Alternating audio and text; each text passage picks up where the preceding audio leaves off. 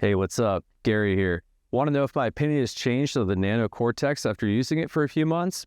Let's go talk about it.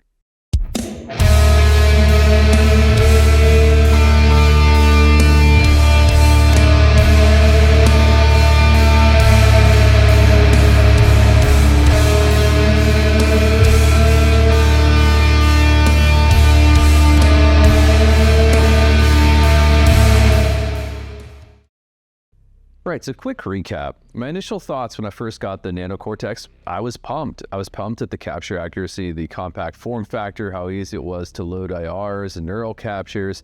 It was a game changer for just how portable it was. Over time, though, I found a few quirks, and I think they're worth calling out after the 4 months or so with it. So let's review those. One of the biggest conversations I've seen from users, and I generally agree, is the limited input-output options. If you're trying to use the Nano Cortex in a centerpiece of a complex setup with multiple amps, effects loop, external gear, you're going to immediately feel that pinch.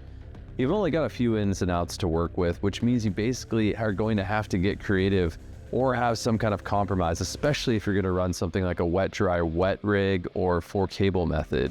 My workaround has generally been using TRS patch bays and splitters to be able to give me a little bit more options. But at the end of the day, I can't control where my in is going, and I can't really control where the out is in terms of being able to place other effects in the mix of that fixed setup. So there's not much that can really be done there.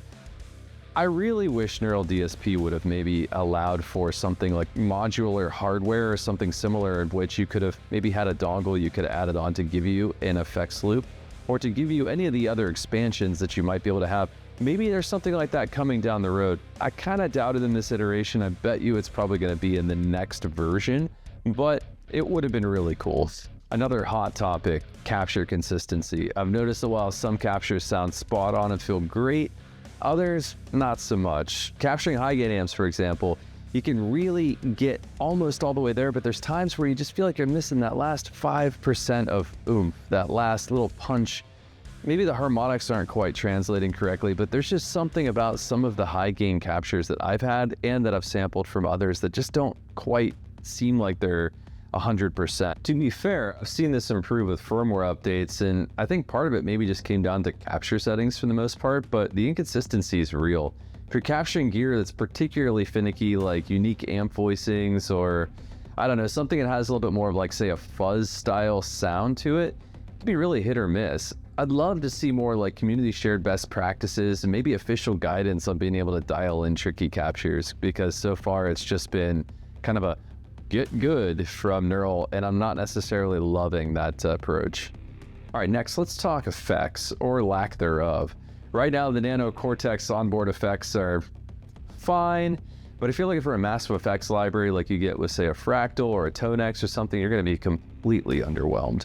The reverb and delay options are okay, but I think they're pretty limited in scope compared to other high-end units, especially in the modulation department as well.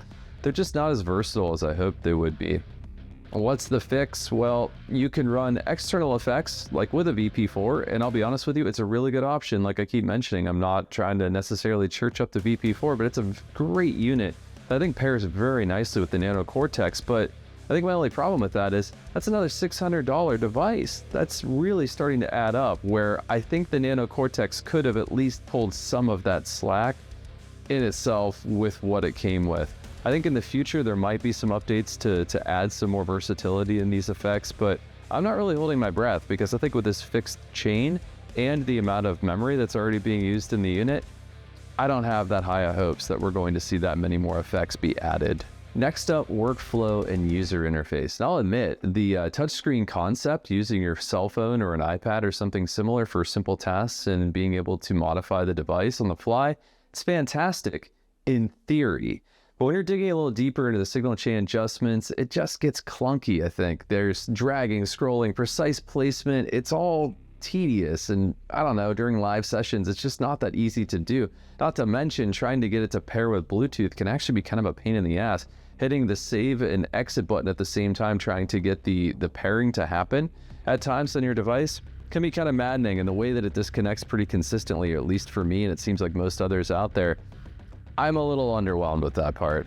One thing I've learned is setting up, maybe MIDI and running click tracks and doing things of that sort is a good way around a lot of these changes that you're making, but you kind of quickly start to see the cracks there, and I still think that UI refinement would really be the answer. All right, now that I've covered the main concerns, let's balance it out with what's working. The captures that do work well sound incredible. I think they're responsive, it feels dynamic, they're almost indistinguishable from the real thing. The form factor, the portability factor of the Nano Cortex, you just can't deny it. It's one of the smallest form factors you have with the biggest bang for its size.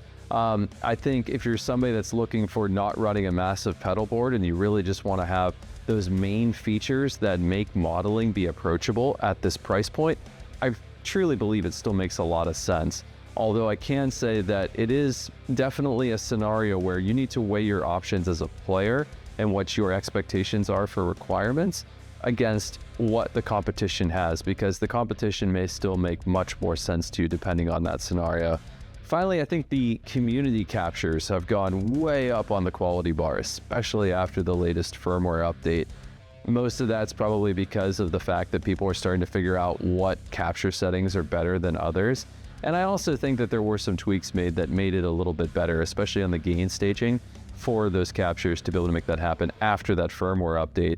But some of these captures that I've had from the community honestly rival professionally made tones, so that's a really big plus. 4 months in, do I still recommend the Nano Cortex? I absolutely do, but with caveats. If you're looking for deep I/O flexibility and a myriad of effects, you are not going to get that with the Nano Cortex. You're probably going to be looking at Tonex, Fractal, maybe even a full-blown quad Cortex if your budget can support it. But if you're looking for mostly accurate captures, portability, simplicity, something you can use both in practice and potentially in a live rig, which, by the way, Nano Cortex paired with the VP4 is a fantastic live rig solution, I think. This is the device for you, but it's all going to depend on your workflow, and it's all going to depend on your budget as well. I want to hear more from you. Please leave some in the comments section below. Let me know your thoughts. Let me know if you have a Nano Cortex, what your thoughts are, especially after using it for a little while. And if you have any other suggestions on things you'd like me to cover with the device, I'm more than happy to take those suggestions. So leave them below, and I'll see you guys in the next one.